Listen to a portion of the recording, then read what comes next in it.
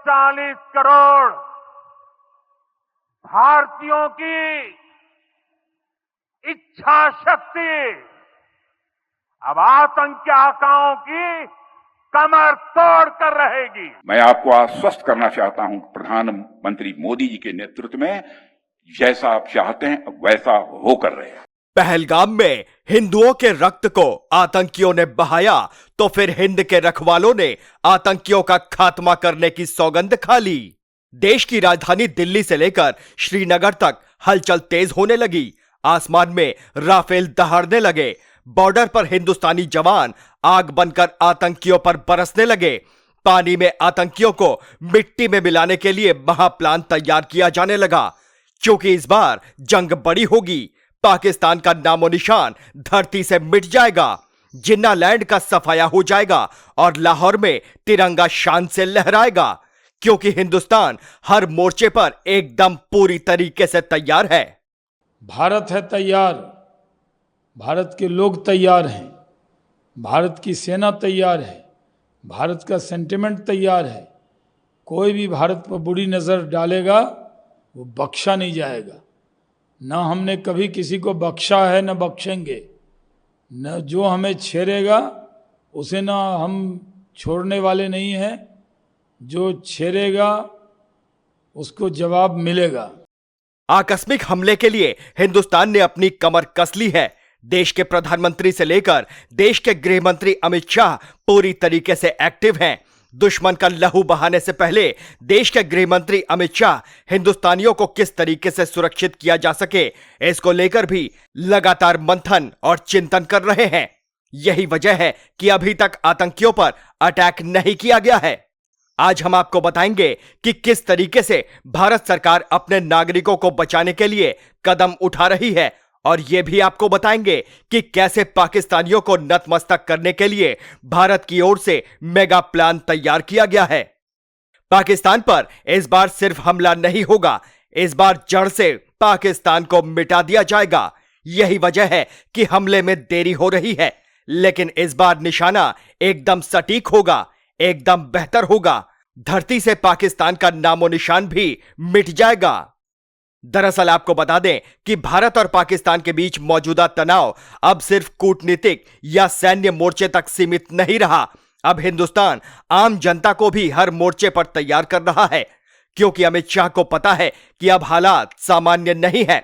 सैनिक युद्ध के लिए तैयार हो चुके हैं, तो वहीं जनता के अंदर किसी भी प्रकार का कोई भय ना हो, इसको लेकर भी लगातार काम किया जा रहा है। आकस्मिक हमले या आपात स्थिति में वे खुद को सुरक्षित रख सकें, इसको लेकर भी लगातार कोशिशें की जा रही हैं। दरअसल आपको बता दें कि गृह मंत्रालय ने 7 मई को पूरे देश में नागरिक सुरक्षा से जुड़ी मॉक ड्रिल कराने का आदेश दिया है। यह फैसला हालिया पहलगाम आतंकी हमले, सिंधु जल समझौते को सस्पेंड करने और पाकिस्तान के आक्रामक बयानों के बाद लिया गया है। पाकिस्तान की ओर से लगातार गीदड़ धमकियां दी जा रही हैं। पाकिस्तान कह रहा है कि खून बहा देगा, लेकिन शायद वो भारत के जांबाजों को नहीं जानता। क्योंकि अगर इस बार युद्ध हुआ तो भयंकर होगा। पाकिस्तान में मौत का तांडव देखा जाएगा। मॉक ड्रिल का मतलब है सिविल डिफेंस एक्सरसाइज, ये इसका मतलब है। तो ये ड्रिल्स कराई जाएंगी। ड्रिल्स में क्या क्या कराया जाएगा इस पे ध्यान देना होगा। सबसे बड़ी बात है, ये जो मॉक ड्रिल इसलिए कराई जाती है सिविल डिफेंस के द्वारा, जिसका नाम सिविल डिफेंस दिया है, इसका नाम एक्चुअली जिनीवा कन्वेंशन में दिया गया है। ये एक इंटरनेशनल ह्यूमैनिटेरियन लॉ का अंग है। खुशकिस्मती से मैं इसमें पढ़ाता हूं, इसका इंस्ट्रक्टर हूं। जिनीवा में मैंने इसका पूरा कोर्स किया हुआ है। सिंपल सी चीज ये है, ये प्रोटेक्ट करता है अपने सिविलियंस को जिनके ऊपर संकट आता है लड़ाई के दौरान। तो उनकी जिनकी प्रताड़ना बढ़ती है, लड़ाई उनकी सफरिंग और प्रताड़ना कम हो, तो ये कुछ मेजर्स सिविल डिफेंस के या सिविल प्रोटेक्शन के तहत लिए जाते हैं, ताकि सिविलियंस का कम से कम हनन हो, उनका बचाव हो, उनकी प्रताड़ना कम हो। मॉक ड्रिल किस तरीके से किया जाएगा ये भी आप समझिए। दरअसल एयर रेड सायरन की टेस्टिंग की जाएगी। इसमें प्रोटेक्शन के लिए क्या किया जाएगा, किस तरीके से पब्लिक को वार्निंग दी जाएगी कि एयर रेड आ रहा है या मिसाइल अटैक होने वाला है, पब्लिक किस तरीके से अपना ब्लैकआउट करेगी और किस तरीके से वो अपने प्रोटेक्टेड एरियाज में जाएगी, ट्रेंचेस या बंकर्स बनाए जाएंगे, उनमें प्रावधान होगा। जो घायल हो जाएंगे उनको किस तरीके से हॉस्पिटल्स में पहुंचाया जाएगा, उनको वुंडेड्स को किस तरीके से सेव किया जाएगा, जो बॉम्ब्स गिरते हैं उनको वो जो एक्सप्लोड नहीं होते, बॉम्ब डिस्पोजल यूनिट्स उनको क्लीन करेगी, जो डेब्रे में लोग धंस जाते हैं उनको निकालने का काम, रेस्क्यू ऑपरेशंस और ब्लैकआउट्स, ये सारा का सारा काम सिविल डिफेंस करती है। दुश्मन हमले के समय चेतावनी देने वाले सायरनों की जांच और एक्टिवेशन होगा, सिविल डिफेंस ट्रेनिंग होगी, आम लोगों को सिखाया जाएगा कि वे हमले के वक्त कैसे सुरक्षित रहें। ब्लैकआउट की व्यवस्था भी की जा रही है। हमले के वक्त रोशनी पूरी तरह से बंद करने की ट्रेनिंग दी जाएगी। कैमोफ्लेज की तैयारी भी भारत की ओर से की गई है। देश के महत्वपूर्ण प्लांट्स और ठिकानों को छिपाने की तकनीक अपनाई जाएगी। इवैक्यूएशन प्लान भी तैयार किया गया है ताकि आपात स्थिति में लोगों को निकालने की योजना को अपडेट किया जाएगा और उसका अभ्यास भी होगा। चीन पाकिस्तान का समर्थन भले ही कर रहा हो, लेकिन भारत ने इस बार पाकिस्तान को जवाब देने के लिए हर मोर्चे पर काम करना शुरू कर दिया है।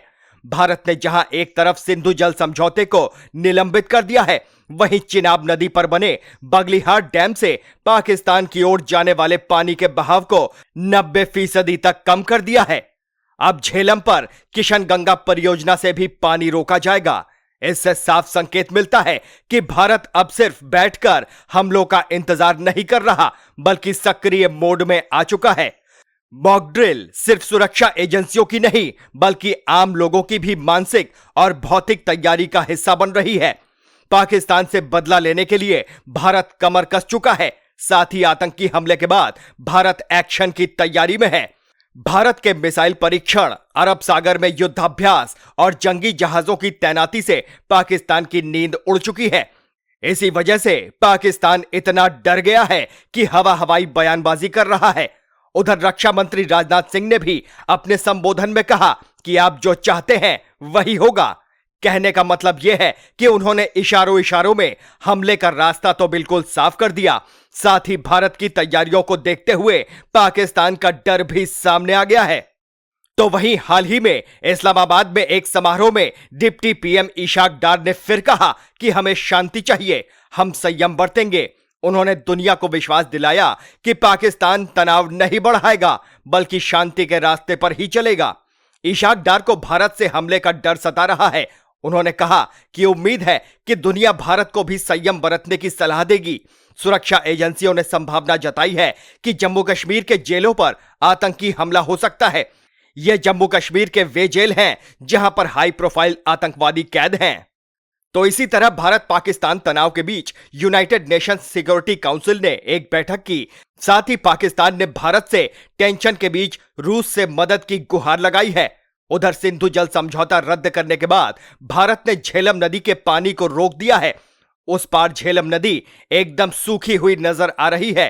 तो इसी बीच अभी पाकिस्तानी राजदूत मोहम्मद खालिद जमाली ने कहा कि रूस की भारत के साथ विशेष रणनीतिक साझेदारी है। पाकिस्तान के साथ भी उसके बहुत अच्छे संबंध हैं। यह वर्तमान टेंशन को कम करने के लिए 1966 के ताशकंद की तरह मध्यस्थता के लिए पदों का उपयोग कर सकता है। उस समय तत्कालीन सोवियत प्रधानमंत्री ने सशस्त्र संघर्ष को समाप्त करने में मदद की थी। इसी तनाव को लेकर पाकिस्तानी सेना ने अब्दाली 2 के बाद अब फतह मिसाइल का सफल परीक्षण किया है। सेना के सफलता की तारीफ करते हुए पाकिस्तान के प्रधानमंत्री शहबाज शरीफ ने कहा कि रक्षा मजबूत हाथों में है। पाकिस्तान के पीएम ने कहा कि देश राष्ट्रीय रक्षा के लिए तैयार है। साथ ही उन्होंने एक बयान में कहा कि सफल परीक्षण स्पष्ट रूप से दर्शाता है कि पाकिस्तान की रक्षा एक मजबूत हाथों में है और वे सेना की राष्ट्रीय रक्षा के लिए तैयारी से संतुष्ट हैं। अब आपकी क्या कुछ राय है इस खबर को लेकर, हमें कमेंट करके जरूर बताएं। Team news watch India.